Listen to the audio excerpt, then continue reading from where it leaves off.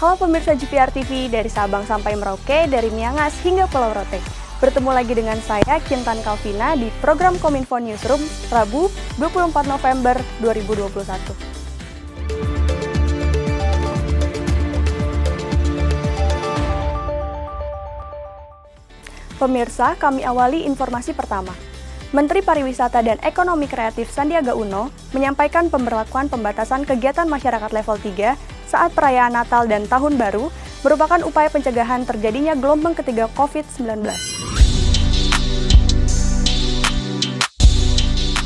Menjelang perayaan Natal 2021 dan Tahun Baru 2022 atau Nataru, pemerintah akan terapkan pemberlakuan pembatasan kegiatan masyarakat level 3 serentak di Indonesia.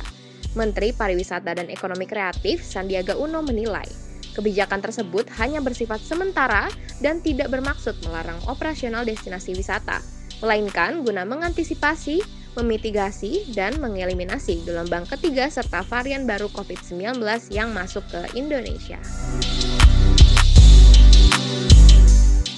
Yang perlu diingat tentunya penerapan PPKM level 3 ini bukan melarang. Sekali lagi saya garis bawahi, bukan melarang tetapi membatasi dalam lingkup peraturan PPKM level 3 untuk operasional dan aktivitas usaha, baik destinasi wisata maupun sentra ekonomi kreatif sesuai dengan penerapan protokol kesehatan dan sesuai dengan integrasi dengan aplikasi Peduli Lindungi di saat Natal dan Tahun Baru.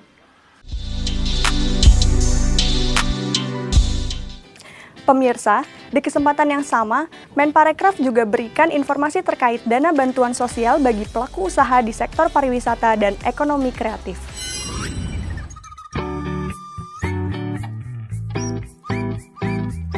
Dalam rangka menggairahkan kembali perekonomian dan menciptakan lapangan kerja seluas-luasnya, pemerintah melalui Kementerian Pariwisata dan Ekonomi Kreatif dan Badan Pariwisata Ekonomi Kreatif menggulirkan bantuan pemerintah bagi usaha pariwisata atau BPUP tahun 2021. Bantuan ini ditujukan kepada usaha pariwisata skala kecil dan menengah yang terdaftar pada Sistem Online Single Submission atau OSS Kementerian Investasi atau BKPM tahun 2018 hingga 2020.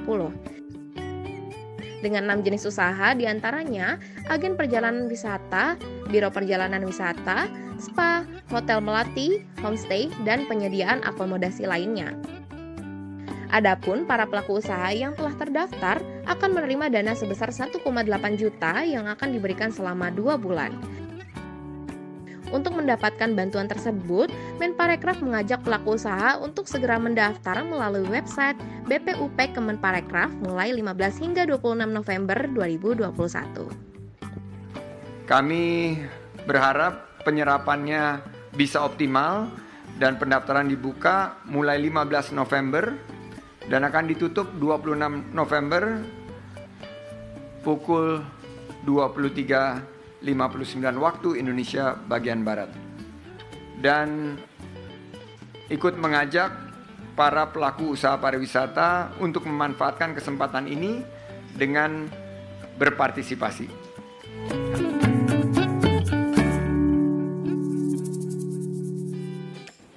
Berita selanjutnya, menjelang pertemuan internasional KTT G20 Desember mendatang, Presiden Joko Widodo mewanti-wanti agar penerapan prokes diperketat, serta kesiapan Satgas pada perhelatan tersebut. Dalam rangka mempersiapkan rangkaian kegiatan KTT G20 yang akan dimulai pada 1 Desember 2021 di Jakarta dan Bali, Presiden Joko Widodo mengingatkan agar penerapan protokol kesehatan diperketat.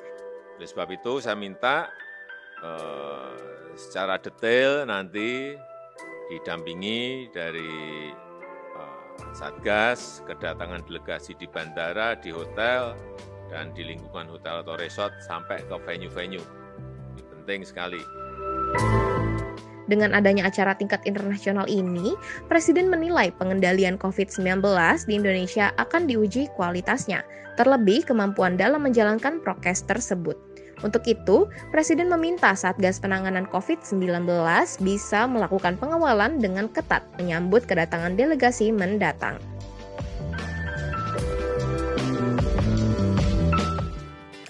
Pemirsa, sementara itu, Menkominfo Johnny Gerard Plate mengatakan konferensi tingkat tinggi G20 di Indonesia beri dampak positif terhadap perekonomian bangsa, sekaligus mendorong akselerasi transformasi digital di Indonesia. Berikut informasi selengkapnya. Menteri Komunikasi dan Informatika Johnny G. Plate mengatakan G20 sebagai forum ekonomi utama global yang memiliki posisi paling strategis dalam transformasi digital di Indonesia. Menurutnya, presidensi G20 memiliki manfaat bagi industri serta inovasi teknologi digital di Indonesia, serta penyelenggaraan presidensi G20 dapat mendorong agenda transformasi digital di Indonesia, seperti fair level playing field antar negara berkembang dan negara maju. Meningkatnya status Digital Economy Task Force menjadi Digital Economy Working Group memberikan peluang bagi Indonesia untuk memimpin diskusi pembahasan kebijakan ekonomi digital global. Menkominfo berharap pembahasan isu digital dapat berlangsung pada lintas industri melalui Digital Economy Working Group sehingga dapat memberikan fasilitas upaya kolaborasi, koordinasi, dan kebijakan pemanfaatan teknologi digital termasuk dalam pelayanan publik. Menutup informasi terakhir, Menteri Kesehatan Budi Gunadi Sadikin menyatakan Indonesia akan menjalani survei antibodi atau Zero Prevalence Survey yang dilakukan 34 provinsi dan 1.000 desa setiap 6 bulan sekali.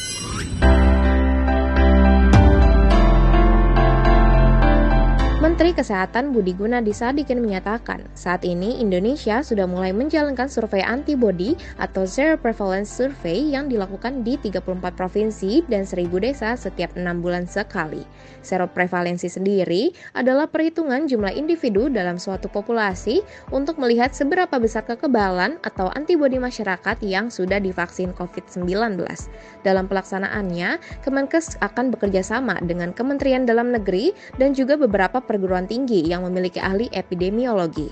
Diharapkan hasil survei tersebut dapat diketahui pada Desember 2021.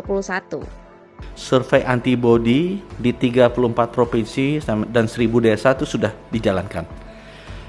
Kerjasama antara Kementerian Kesehatan dengan Kementerian Dalam Negeri dengan beberapa perguruan tinggi, terutama yang ada ahli-ahli epidemiologinya.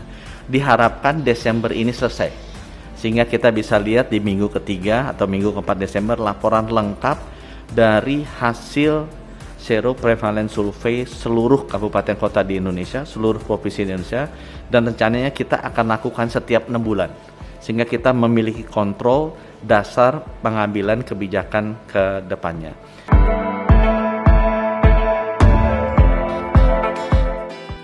Itulah ragam informasi yang telah kami kemas untuk Anda. Dapatkan update berita pilihan setiap harinya di kanal GPR TV dan melalui sosial media gprtv.id. Saya Kintan Kalvina pamit, sampai jumpa.